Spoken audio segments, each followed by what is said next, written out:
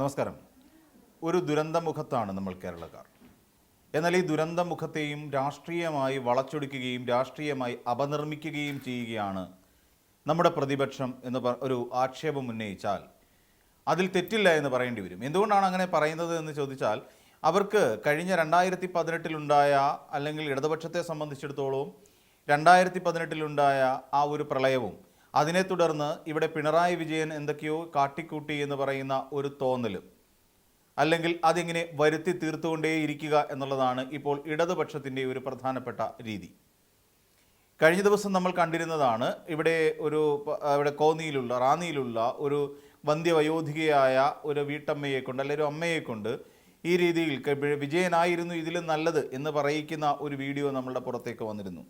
അത് പിന്നീട് അതിൻ്റെ പല വേർഷൻസും പിന്നീട് പല അപ്ഡേഷൻസും പുറത്തേക്ക് വന്നിരുന്നു എങ്കിൽ തന്നെയും തുടക്കത്തിലുള്ള ആ ഒരു കാര്യം തന്നെ നമ്മൾ പരിഗണിക്കുകയാണെങ്കിൽ തീർച്ചയായും ഇവിടെ ഇടതുപക്ഷക്കാർ ആ രീതിയിൽ ഒരു നീക്കം നടത്തുന്നുണ്ടോ എന്ന് സംശയിക്കേണ്ടി വരുന്നു.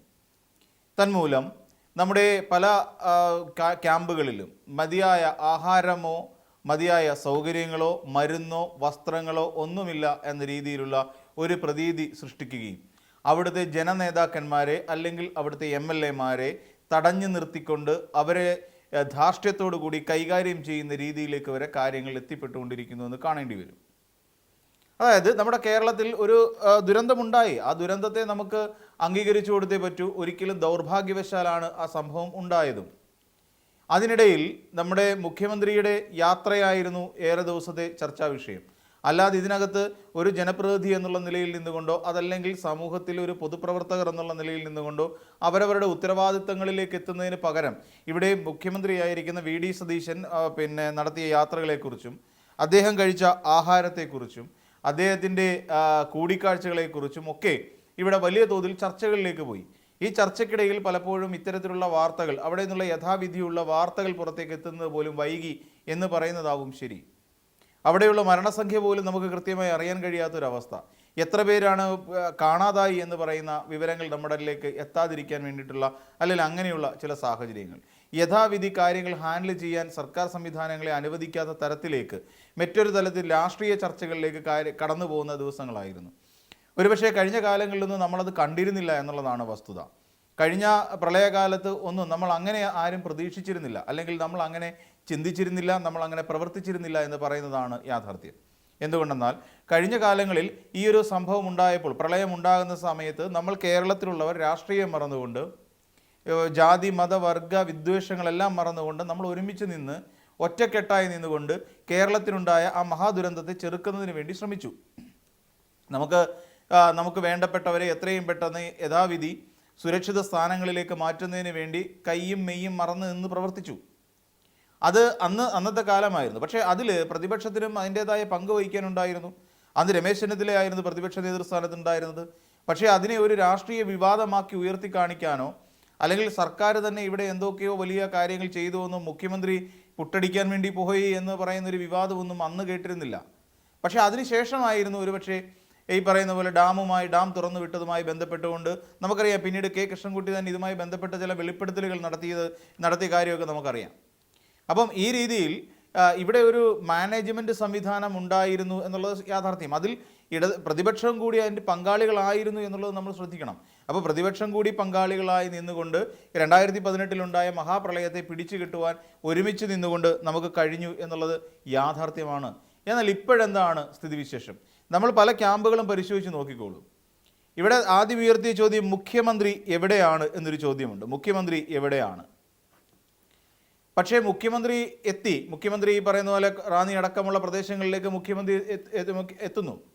മുഖ്യമന്ത്രി അവിടെ എത്തിയതിനു ശേഷം ദുരന്തബാധിത പ്രദേശങ്ങളെല്ലാം കാണുന്നു, ക്യാമ്പുകളിൽ സന്ദർശിക്കുന്നു, ക്യാമ്പുകളിൽ കഴിയുന്ന പാവപ്പെട്ടവരുമായി അല്ലെങ്കിൽ അവിടുത്തെ അന്തേവാസികളുമായി സംസാരിക്കുന്നു, അവരുമായി ആശയവിനിമയം നടത്തുന്നു.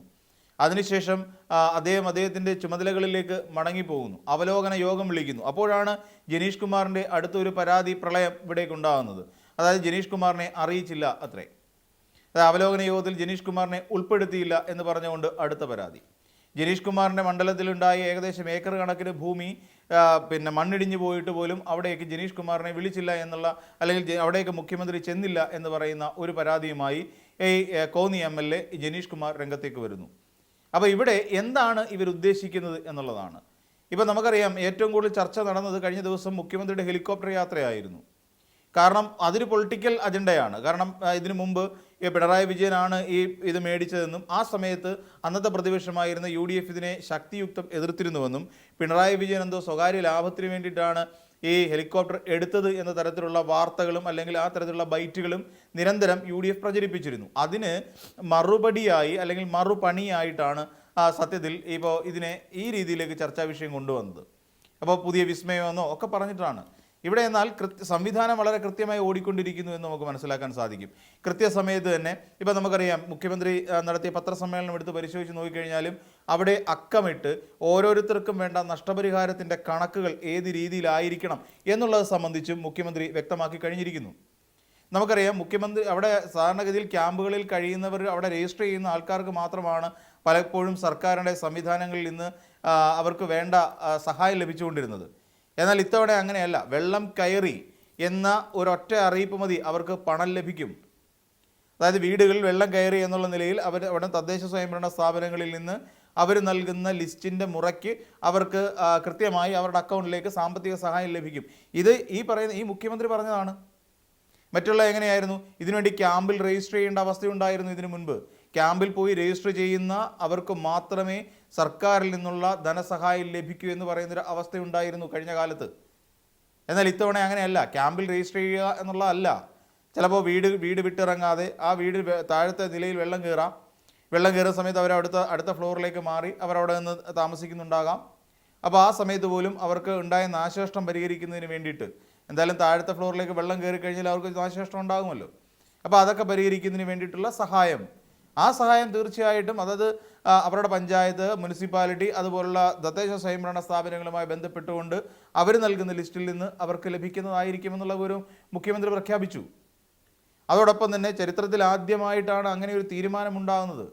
ഇവിടെ എങ്ങനെയാണ് ഇതുണ്ടാകുന്നതെന്നനുസരിച്ച് അതിനുവേണ്ട കൃത്യമായ മാപ്പിംഗ് നടത്തുന്നതിന് വേണ്ടിയിട്ടുള്ള പുതിയ അതിനൂതന സംവിധാനങ്ങളും സങ്കേതങ്ങളും ഇവിടെ ഒരുക്കാൻ മുഖ്യമന്ത്രി കൃത്യമായി പറയുന്നുണ്ട്. അപ്പോൾ എവിടെയാണ് മുഖ്യമന്ത്രി പിന്നിലേക്ക് വലിഞ്ഞു നിന്നത് എന്ന് ഇടതുപക്ഷം വ്യക്തമാക്കേണ്ടതല്ലേ?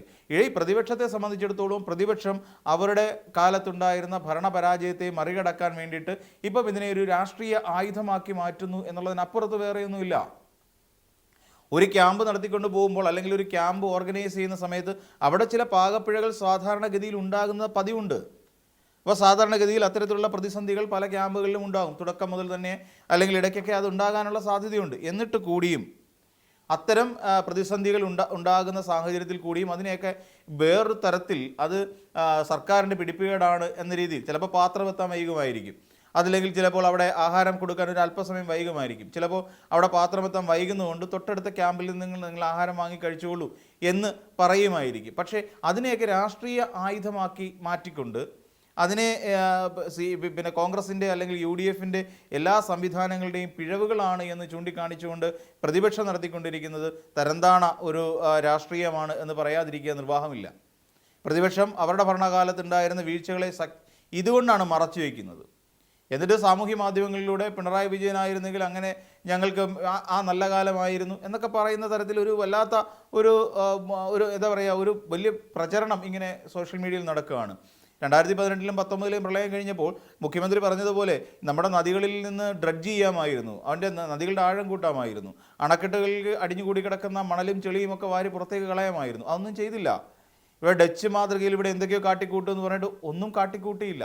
എല്ലാം പിന്നെ ഇപ്പോൾ കയറിയ സർക്കാരിൻ്റെ തലയിലേക്ക് വെച്ചു കൊടുക്കുന്ന സ്വന്തം ദൗർബല്യങ്ങളെ മറയ്ക്കാൻ ശ്രമിക്കുന്ന ഒരു പ്രതിപക്ഷത്തെയാണ് അക്ഷരാർത്ഥത്തിൽ നമുക്ക് ഇപ്പോൾ ഇവിടെ കാണാൻ സാധിക്കുക എന്ന് പറയുമ്പോൾ നമുക്ക് അതിൻ്റേതായ ചില ബുദ്ധിമുട്ടുകൾ കൂടി ഉണ്ടെന്ന് പറയാതെ വയ്യ.